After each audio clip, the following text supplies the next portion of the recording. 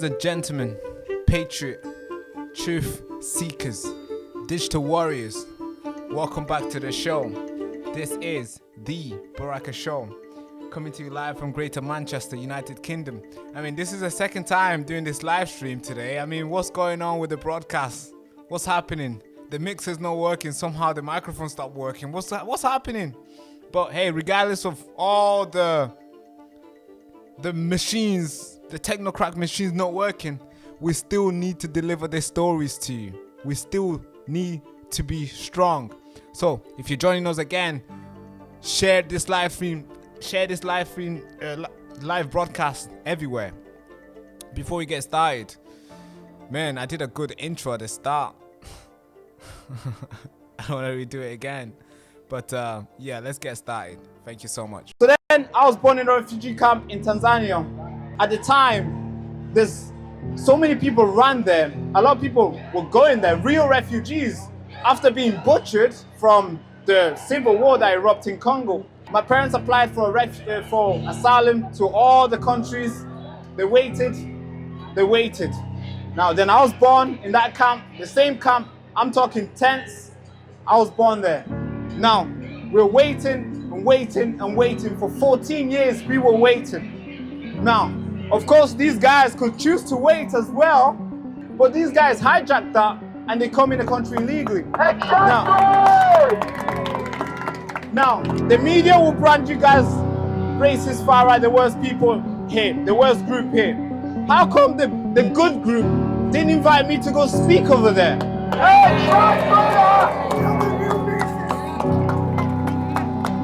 So I call this the greatest awakening because all the way from over there, there's hundreds of people turning up. It's a Saturday, for God's sake. They could easily go around and watch football and have fun, go on a date, do all the lovely stuff they could do. But instead, they want to stand here, rain or not. They're ready to send a message. And I believe the message will be received today. Thank you so much.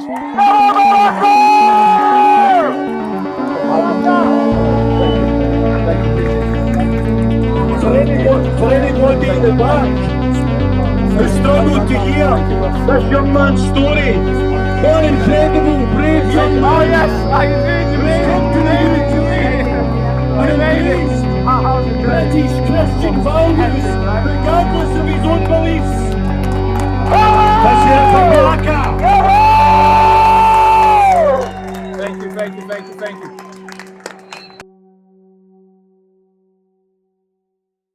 So then, Oh God, we're back on live again. They tried to take us down on YouTube for 9 months. They keep us. They put us on the list, but we fought them for 9 months and we won. And that's why the channel still remains. And I'm gonna keep talking about that all the time because that's a story, that's a battle you and I fought and won. We came out victorious. Now I'm about to break these stories here because I believe these stories are important. I think these stories should not be reported by just one outlet and get maybe 200 views. No, I think these stories should be reported by every single person who calls themselves journalists in the country. And that's why they're going to be a theme that's going to remain on the channel. Even though we get a lot of slack on this, even though the channel doesn't get, we don't get pushed for making these videos. They're not videos that get a lot of views, but I believe these videos are important because they affect a lot of people's lives. So what are we going to cover today? We're going to cover a lot of stuff. Not too many because I think we've lost like 40 minutes. We meant to start this live at 7 o'clock because everything broke down. We had to start again. So we're starting again. I don't even think I have 1 hour in me right now. But I'm going to try to squeeze as many stories as possible. So let's get started with everything.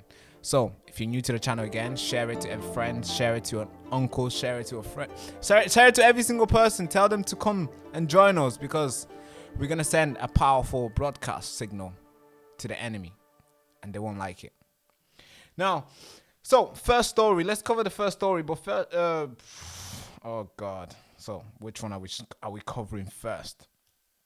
So we got these stories First one is we're gonna cover a guy who walked into another man. This literally, I was there in Glasgow. I traveled across the country to go to Glasgow to cover what was going on in Glasgow, because I believe it's important as well. We need to talk about what, not just in London, but it's happening across the country, and we all need to be able to we need to invest the time and travel across the country to report what's going on, because the mainstream media that we should rely to do that, they choose not to, and when they do, they have a different title and different narrative for it. So I went to Glasgow last week Saturday to cover the protests, and I want to report this video here because this happened while I was there. I mean, we had the right wing, the right wing protest, and we had the Antifa, stand up to racism type of guys, anti-racism, fascists, anti-fascists, and all these people, the left, those guys were there. So there was like a banner where the people on the right was here and the people on the left were here, and you couldn't cross that barrier due to, police made that barrier because of apparently safety and stuff, and it makes sense why they did that. After, if you see the video I'm going to show you today, it makes sense why the police did that, because here's a guy from the left is seeing another guy, on the right with a Union Jack flag and the Scottish flag, which I was really happy that somebody came to the crowd and gave me this flag. I'm gonna show you right now. It's literally in the studio now. It's just mounted in the studio. Let me quickly show you this flag. Let's see if we can get this flag working.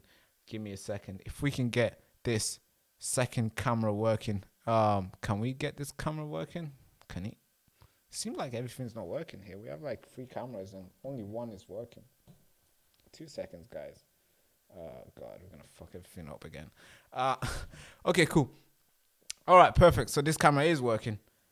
So the flag is over on this side. So once this camera gets connected, I believe it will be connected automatically. But once this camera gets connected, you'll be able to see that flag. So this guy came to give me a big flag, and he was carrying one flag with him, Union Jack, and all these good flags, right? Lovely flags. And a guy from the left just came to him and literally headbutt him for no reason. Like, for no reason, for just carrying the flag. That's how agitated they are. That's how angry for some reason. Like, why are you so angry, bro? Like, people are here to protest. We're here to peacefully protest, demonstrate. Some people are here, they're bringing their kids. Some people are bringing their wife. People in the wheelchair. We don't need no violence. All right, you want to dance? Okay, dance. You want to shout? Shout. But hey, can you keep your hands to yourself? Or maybe keep your head to yourself. Stop headbutting people. So here's a video I want you to watch. The guys from the left just instantly just came around and headbutt the person on the right. And for some reason, I was like, yo, what the heck is going on here? Like, is this what Glasgow is all about? So here's a video I want you to watch. Cut 1. Are you ugly? Where's your children? Where's your wife? Wrong cut. Headbutt. So cut 3, sorry. So right now you're seeing, he's not in the scene right now. Just see the Union Jack and the Scottish flag. See this guy in the blue right now. He's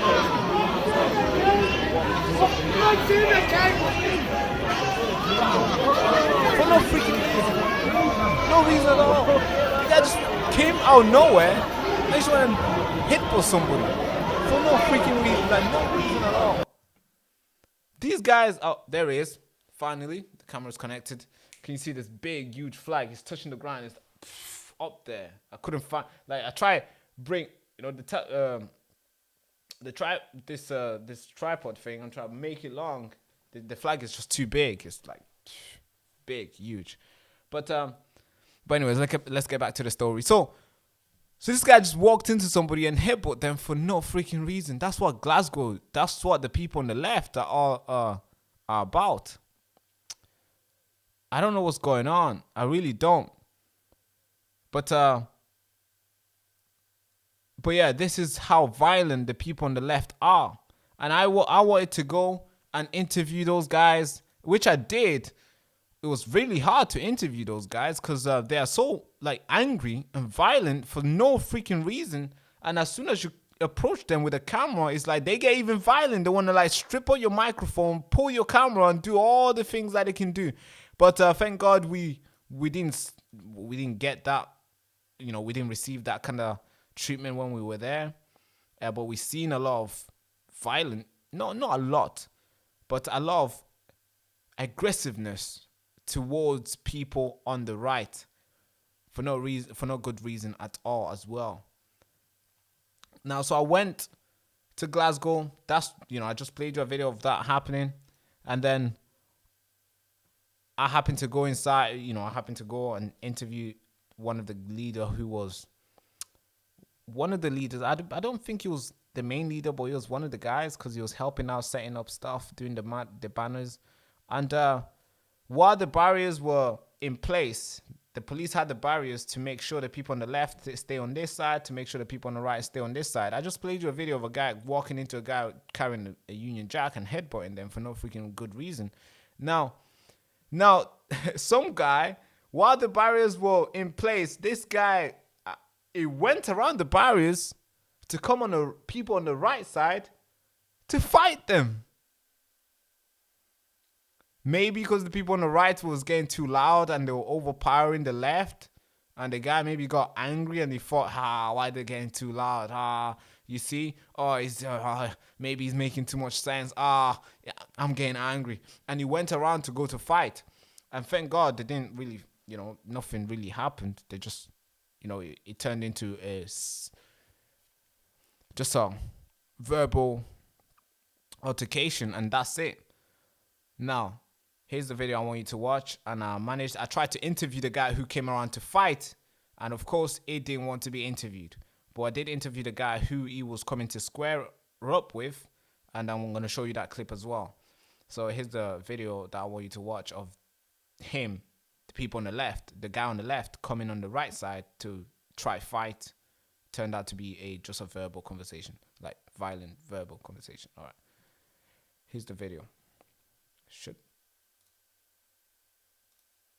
All right, there we are. Wait, is it like, why is nothing working today? Like, nothing is working. What the fuck? Sorry, guys. I am actually frustrated. It takes a lot of time to schedule these live and like do a lot of research, have all the clips ready. And when you're about to do it and there's just last minute, nothing is working. You're like, what's going on here today? Like, what's happening? Like, I'm in shock because this live stream was meant to be done at 7 o'clock. We should have been done by now, but obviously we're not because this live stream somehow just doesn't want to work. Doesn't want to work, I guess. But let me find this video for you guys. I think this video is important. I want you guys to watch it as well. Because it makes sense. It makes sense to what I'm trying to tell you here. If I can find it, first of all. There he is. Alright, cool. Now, alright, there he is. So switch the camera. Left-wing extremist, typical left-wing extremist. We're meant to be the far right, and you're extremists, not us, man. You must be an extremist. I don't sit staring at me like you're hard, pal. I must be an idiot, aye. Like a 2'4" hard man. This is Scotland! This is Scotland! Your kids, are you protecting? Are you protecting your kids? Are you protecting your kids? Are you protecting your kids? Are you protecting your kids? Are you protecting your kids? Where's your kids? That's alright. You're not for yourself. You're cracked with your heat. You're cracked with your heat. What's the difference between crack and drink? The difference is drink's legal, crack's legal. You're cracked with your heat, though. I've one beer. I've one beer. You're on crack. You're on crack. I'm cracked. I'm on crack. Or smart, sorry. Or heroin. So everybody be tries because we smart then. No, but who's sorry your friends and shout at everybody with your Union Jacks that going? Go away, mate. Go away, mate. Hey, boss. Right, you've got a smell of drink after you, and you're down here shouting. You're down here shouting at people. You've got a smell of drink. It doesn't mean I can go where I want. I can go where I want. You didn't have to come over. You know where I You can didn't go. have to come over. I can go where I want. Where I want. Where I want. Nick don't stop me. Nick don't stop me, mate. I love you too, brother. I love you too. Peace here. Fuck off and off.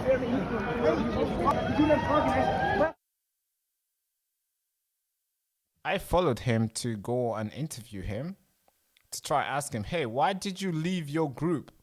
Like, you are on the anti-fascist, anti-racism, left wing, counter-protest. That's your group. That's what you came to represent.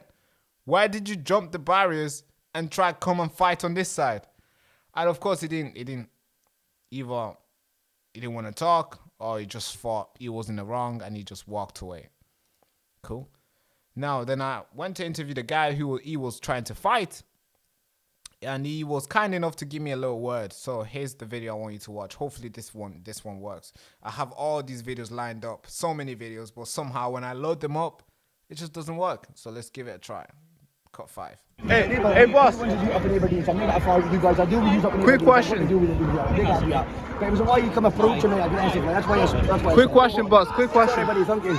So what was that all about? I mean, He just disagrees. It's typical left-wing extremists. When they disagree with the far right, supposedly. We're not far right, we're just right, brother.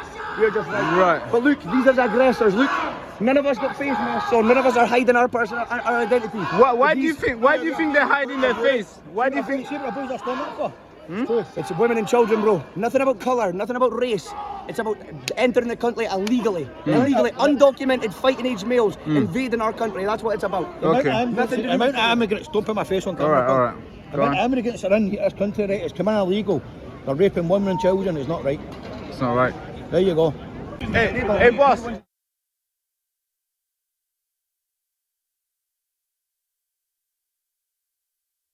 These guys are so violent. I don't know why the microphone keep going off and on. These guys are so violent that they always want to hurt the other person. I don't get why. Because if they're there to protest, they should know that, hey, if they're there to counter-protest, I might add, they should know that, oh, we're here to counter-protest. That means something is taking place. That means there'll be another guy who will be... That means there's another group that has different view and different belief than ours. So if we gotta go turn up, we have to be able to go and peacefully show what we believe and what we think, and that's it. But no, these guys always want to like come at the place and just hijack the whole thing and just win and just dominate. But that's not happening anymore because a lot of people are waking up. A lot of people are turning up in the street and protesting, and a lot of people are winning. The patriots are winning the streets, so they hate it. So the only thing they could do is turn into violent individuals, which that's what we're seeing a lot, and it's sad to see because we should get back on peaceful side because that's the only way we unite together. But yeah, that's them. That's what they do. I guess this is what they do best. This is what they do best. This guy just quickly goes and headbutts somebody. That's insane. Now, given the time that we started this broadcast, I only have I would say a good 30 minutes. So, some stories take me 40 minutes to deliver to you guys, but I can't do that today. So I'm gonna have to I'm gonna have to go quick with it. I'm gonna have to be so quick that you're gonna have to rewatch this story again, this stream again. So let's move into the next story. So I just report to you that how far the left have gone to the point where now they don't even want to talk anymore. I've just reported to you that if they see you with a flag, they would want to come and headbutt you. I just report that to you. So now I want to report this other story. This other story that they're trying to keep so close, they're trying to hide it. They don't want you to know that this is what's taking place in your street, in your house, in your towns and cities and in your country. Because here's what's happening. You probably didn't know this. This has not been reported by anybody else apart from people on Twitter, because there's always some guy with a camera recording everything. And that's good. The fact that people are they're utilizing their phone, their cameras on their phone to report stuff that the mainstream media with a big budget would not do. Now, a video that came out, I think yesterday or maybe a couple hours ago, of the migrants in a hotel in Epping, sorry, not Epping, Britannia Hotel, Canary Wharf, were being moved. Moved where? We're going to get into that. But first, I want to show you proof. Then I want to read you an article.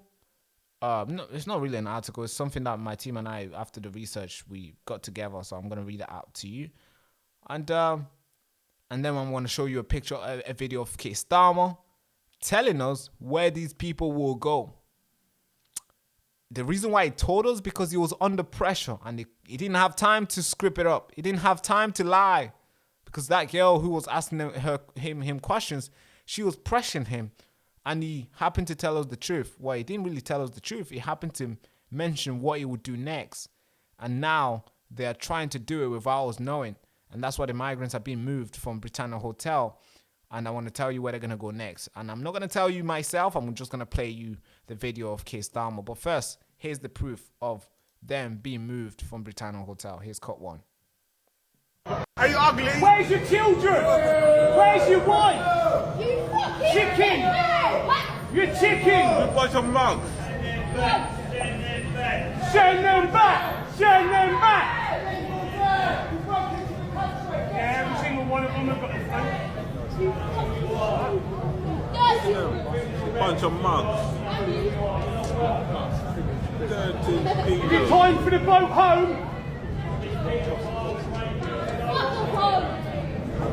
And the security are partly to protect them.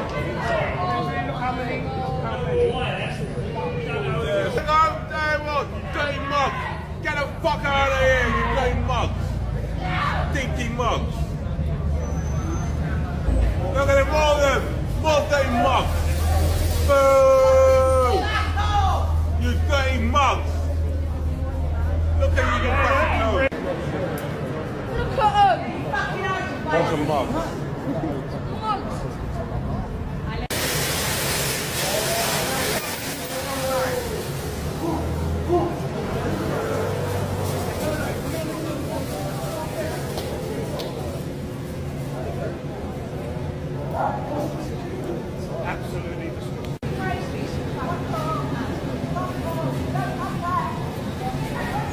Are you ugly? As you can see, that these guys are being moved. You can tell the bus came, they got in, they were hoping they could do it without anybody knowing or anybody recording. But obviously the patriots are out there, the people are out there, their phones are active, and they're utilizing the camera to report and show evidence of what Keir Starmer does not want you to see. So now so you might be asking, Barack, where do you think they're going? Are they going back home? Are they going back to France? What are they going? So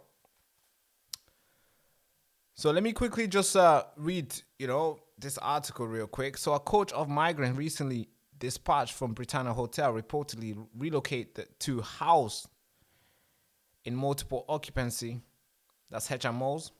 This marks a phase in what appears to be a rolling transfer operation, with new arrival expected to be imminently in that hotel. So basically, they're going to remove these guys from that place and they're going to bring other guys. So the hotel is not fully yet yours, but soon. Keep putting pressure. So this Operation Scatter is not an official operation. The reason why people are calling it Operation Scatter is they're referring it in connection with the coordination movement of asylum seekers from hotels to more dispersed housing arrangements. The term suggests a strategic shift from centralized hotel accommodation to community-based placements, likely to reduce visibility and public backlash. So, obviously, I think that explains itself. They're putting them next to a house, next to normal streets and towns, so you won't know where they are, because you'd be like, oh, he's just moved here, it's fine. Oh, he just moved there, it's fine. He just came from London, he just moved there. So you won't suspect anything. But if they had them on one hotel, which is, let's say like Epping Hotel, can house 132 people, you know where they are, you'll go protest there. But if there's like a street with 500 houses, or maybe a road with 30 houses, and they have like 2 people there, and they have like another maybe 3, 4, 5 somewhere else, and all over the country. I mean, where are you gonna go? Where are you gonna go protest? Where? You can't go to the hotel because there's none there. So that's why it's called Operation Scatter. It makes it hard for you guys to go and protest against this. And where else would you go? And if you were to go to all these institution properties, they'll probably just tell you to get off. It's private property or blah blah blah. So it's very difficult for you. Now, Britannia Hotel was converted into a migrant house facility earlier this month, with arrival coming in early hours to obviously avoid protest. Now, obviously, they've moved those guys. Now they're gonna move more people in, and so they're just moving them around to normal houses. Now, you might be thinking, Barak, how do you know this? I mean, like, who's telling you this? I mean, you don't need to do a lot of research, because they tell you. And if you are on Twitter, you can see that there's a lot of videos that's emerging that this is what they're doing. And of course, Keir Starmer is doing his best. So you don't get to know. But sadly, there's a lot of videos. I have to praise those people who come out, who go there early morning just to record. I mean, talk about journalism. Talk about wanting to tell the truth. That is the example of it. So I want to show you this video of Keir Starmer out there telling us where he's going to be housing these guys. So I just told you that they're going to HMOs. Now I'm going to show you Keir Starmer himself telling us that he's doing exactly that. So if you thought Shabana Mahmood will come in and Keir Starmer, they will do something new, no. This is just a facade, and they are just trying to tell the public the one thing, and in reality they are doing exactly what we think they're doing. But here's the video. Well, exactly. What other accommodation precisely are you planning to take over to provide temporary accommodation for families? Oh, there's lots of housing in many local authorities that can be used, and we're identifying where it can be used. But I mean, look. Can you give us? Have you got any examples you can give us? No, but I'll write in and give you details. Because I could say certainly in a number of our local authorities, I'm already picking up from around the table, there isn't a lot of spare housing available. If there were, councils would be able to be dealing with it by now. Well, exactly. What other accommodation precisely are you planning to take over to provide temporary accommodation? Well, exactly. So she asked him a question like, hey, where are you going to go? Where are you going to put them? Because if you already have a places, if there is places, councils will be already on it. They'll like sort it out. And he's like, yeah, exactly. So what are you saying then? Is there some other place that we don't know, that the council don't know? Are you going to remove some people and be like, hey, they're going to go here? Or are you building the new houses for them to go in? So, and then obviously that's the last part of it.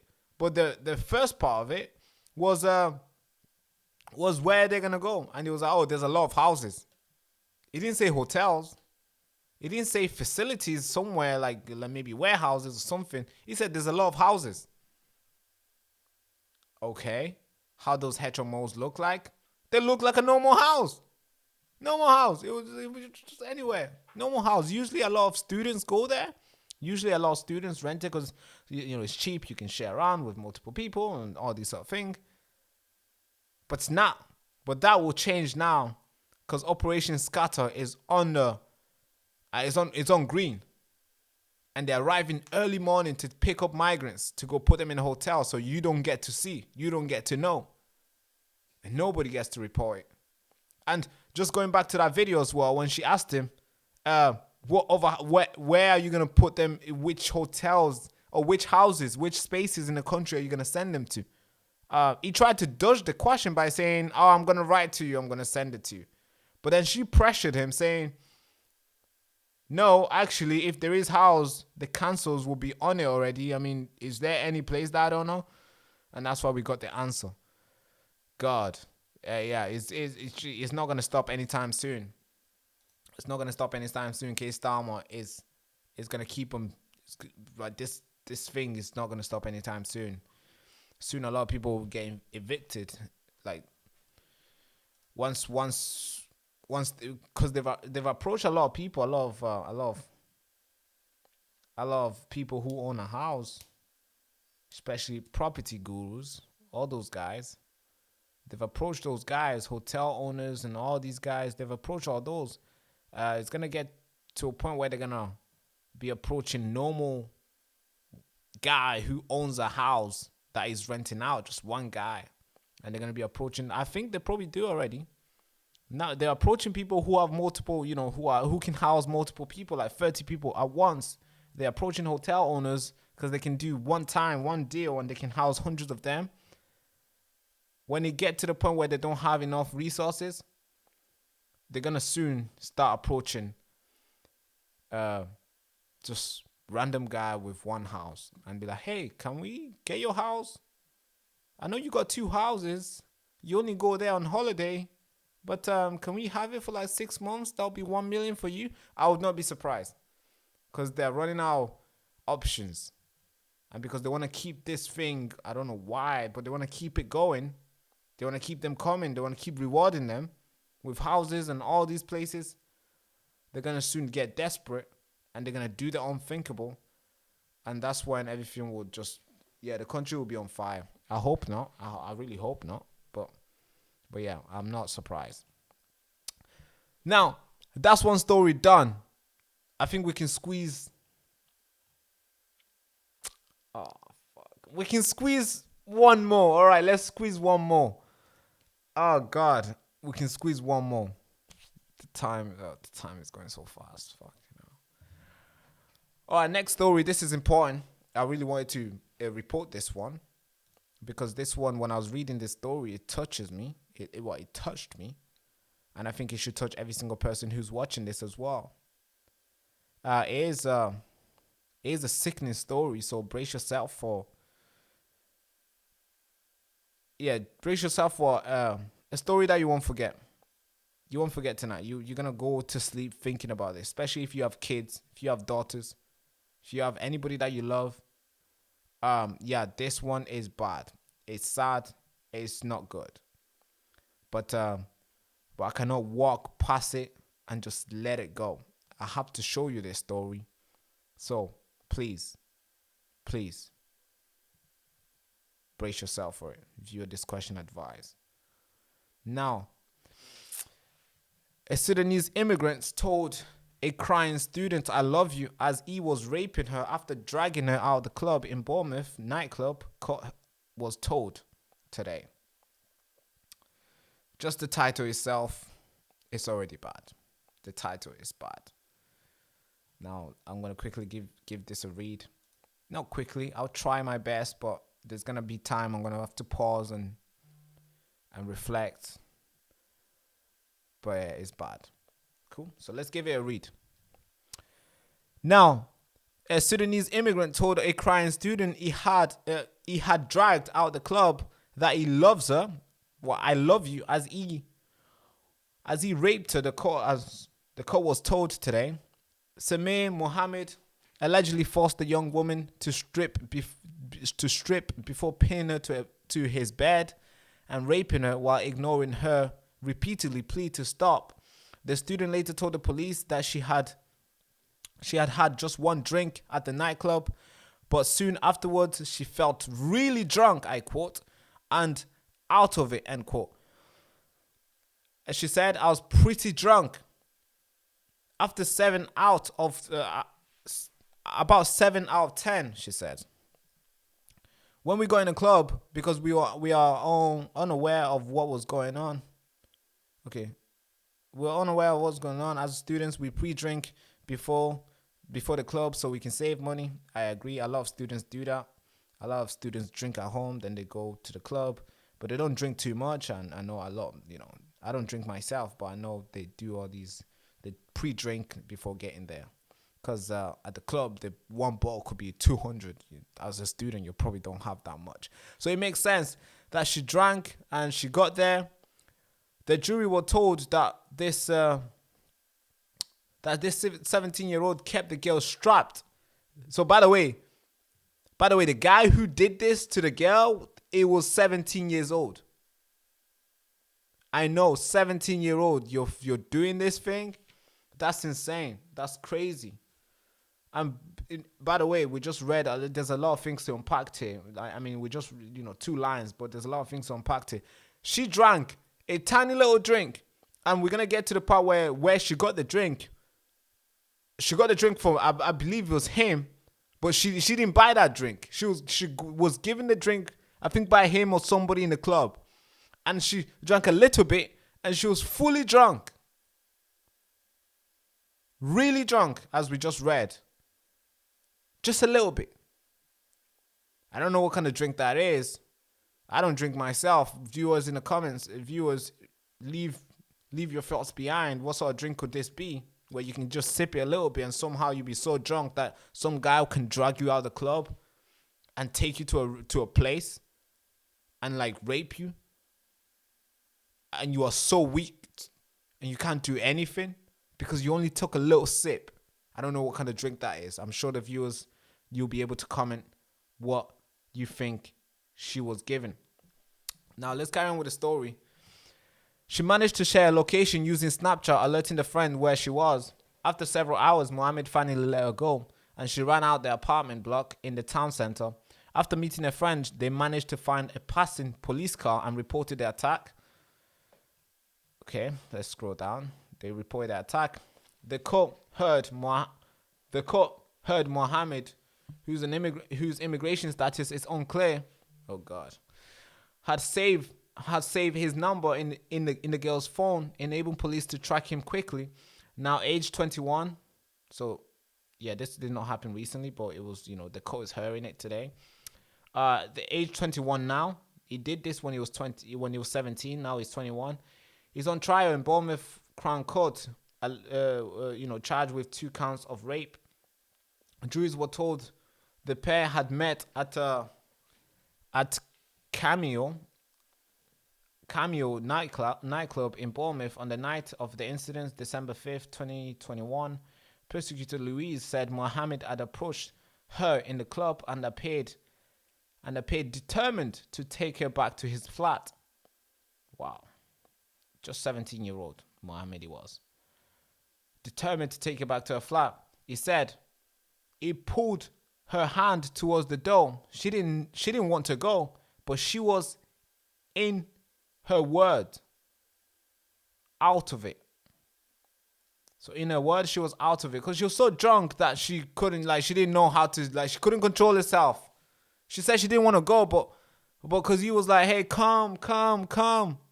She was out of it, I guess. Before she knew it, and not having a chance to talk to her friend, she was out of the club and walking back to his flat. She was pulled up the stairs, and he told her to get undressed. Wow, she was pulled up some stairs, so she didn't know where she went. That's how drunk she was. After taking one sip, by the way, just a little sip, like some guy will come to you and be like, hey, you looking cute, hey, the music is bumping, you're like, dun, dun, dun, dun, dun, dun, dun. And everybody's just minding business, some girl's doing this, and the guy's like, hey, you look drunk, sorry, not drunk, hey, you look nice, you're beautiful, and he's like, hey, have a sip, and you're like, dun, dun, dun, dun, and everybody is just having a sip. And having a sip, next minute you're like, whoa, what is going on? What happened? And the guy would be like, hey, come this side, and you're just going, come this side, and just cause you're out of it. You're done. You can't stand on your feet. You need to lay on somebody. Because he gave you something. And you're done. That's why I don't go to club. Never been. Only been one time. Couple times. Maybe 4 or 5 times. And that's because I was forced to go. Because of some person. Maybe birthday. And I had to bypass. And I remember one time when I went to a club. Just a quick story. Yeah. The reason why I don't go to a club anymore. I think maybe this is an ego thing. Because I went to a club. I was trying to go to a club with a friend. We went one club in Manchester. I was on a queue waiting to get in the club, in a queue. I've never been. I'm in a queue. And then some guy came up to me. A group of people recognized me. They jump over the fence. They're like, hey, thank you. Oh, Barack.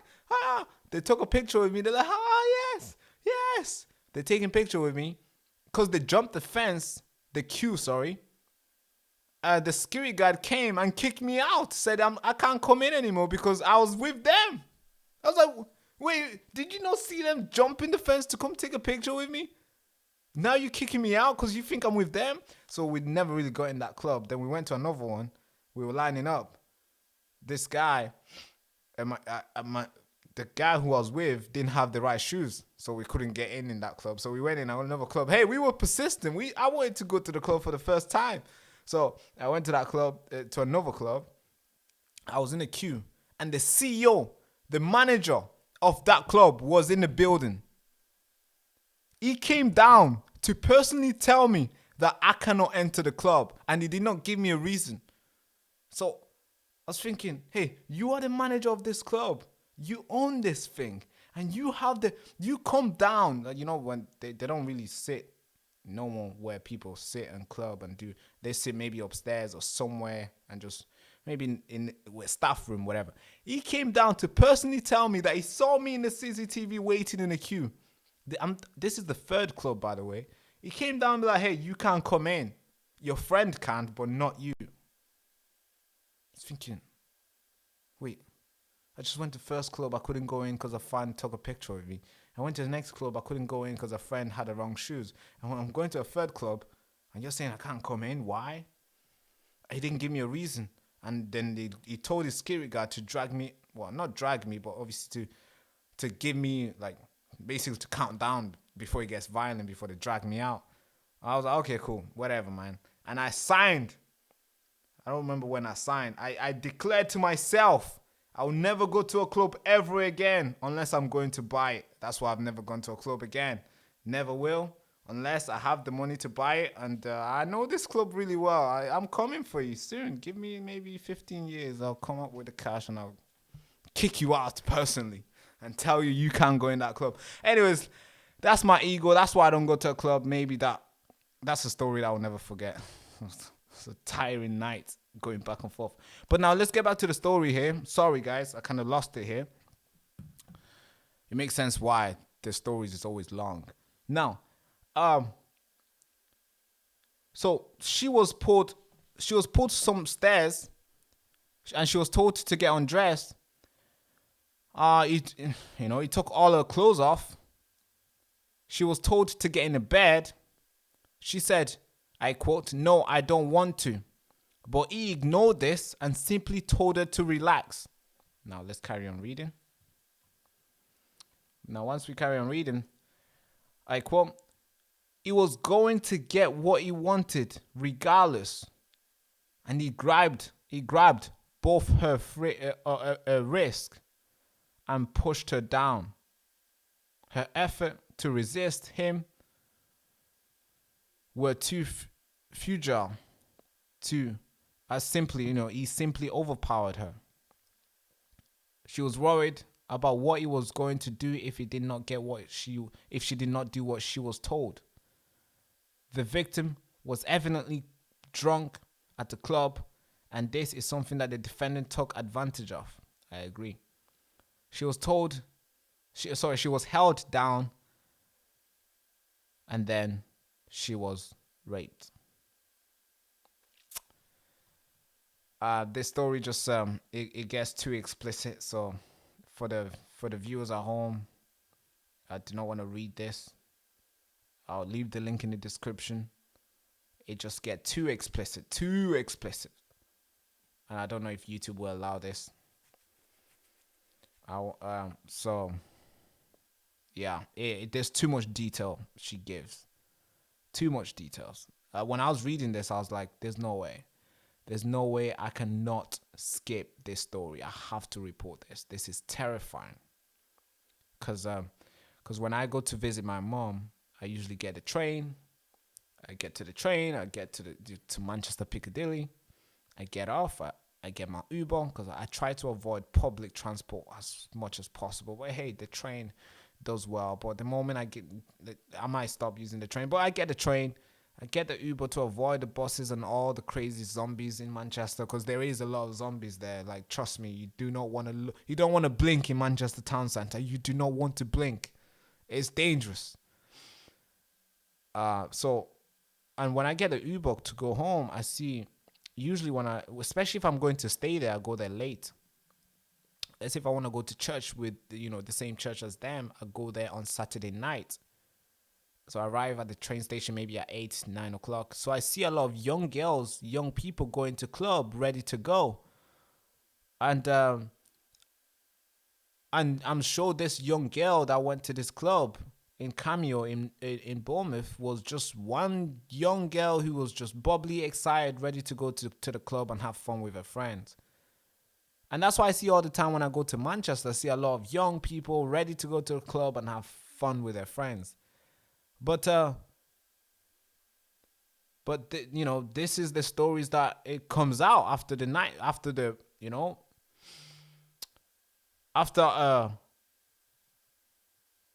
going out, assuming it should be a good night. This is what comes out. So when I was reading the story, I was thinking, man, maybe 20 people might tune in live, maybe 30 people, maybe 100, maybe 1,000, maybe one person. I think this is a story that they need to know. This is a story that the nation needs to know. If you want to support the merch, you can go to thebarakashow.com and you'll be able to support the merch. But this is a story that the nation needs to know. So that's why I wanted to tell you this story. And as I'm looking at the screen here, I'm just quickly reading it. It gets really, really dirty and really disgusting. And too much detail. Like, she's bleeding. All these, yeah. I cannot read that for YouTube, but I'll leave the link in the description for this story so you can go and read it for yourself. Viewer discretion advised, because it is really bad story. Like, what she went through is terrible. So Mohammed is gonna appear in court again. The story didn't tell us when the next trial will be. So we'll see. I hope the ladies gain the treatment that she deserves, the care, and also the safety that she also deserves, that she should be granted the first time she was born, first time she went out. But obviously, the country failed her. Yeah, that's the story that came out today, and I wanted to report it to you. That a Sudanese immigrant told a crying student, "I love you," as he was raping her.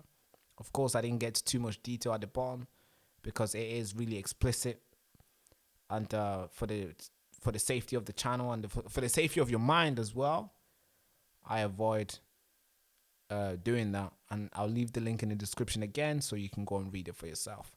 Thank you so much. Now, yeah, I think this is it. This is it for today's live stream. I don't know what I wanted to cover this. Like, we got 8 stories here. I just covered 3 or maybe 2. We don't have enough time. It's almost 9 o'clock. Got a lot of things I need to do.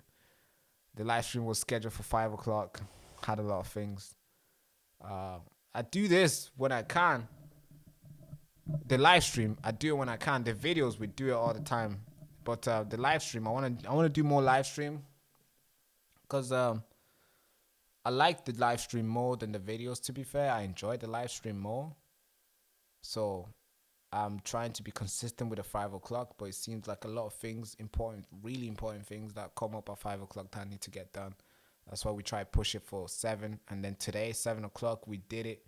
And somehow the mixer just stopped working. Like, what? it was working, but it just stopped sending the voice to the broadcast signal, to the broadcast software. So that took like a good 40 minutes fixing and learning on YouTube and doing all these things, trying to figure it out. And then we lost 40 minutes, which could have been another maybe 2-3 stories in that. But hey, thank you so much for tuning in. It was a good show, regardless of all the technocrat machines breaking down. We still did well. We still sent the message, and I believe you received it well.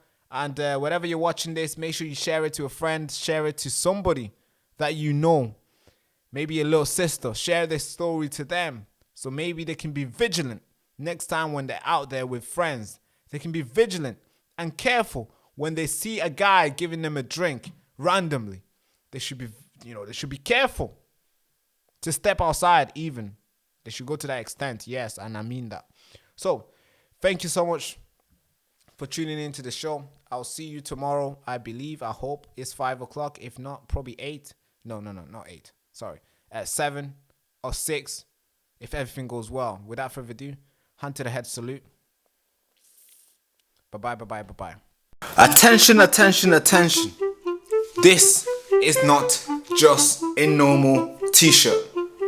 This is your battle armor in this war against lies and manipulation and deception. And when you wear this t-shirt, you are not just making a statement. You are drawing a line in the sand. And you're saying, I will not be silenced. I will not be bought. And I will not be steered. Every thread in this t-shirt screams defiance. Every letter of I found the truth, not propaganda. Or maybe every letter of the nation needs to know is a rally cry out for independent thinkers, disruptors, the people who refuse to bend to the mainstream media narrative. We need your fund, and this is your chance to stand up, to speak out and fund the fight for the truth. Don't just wear it like a regular t-shirt. You have to live it. The nation needs to know you're gonna live it.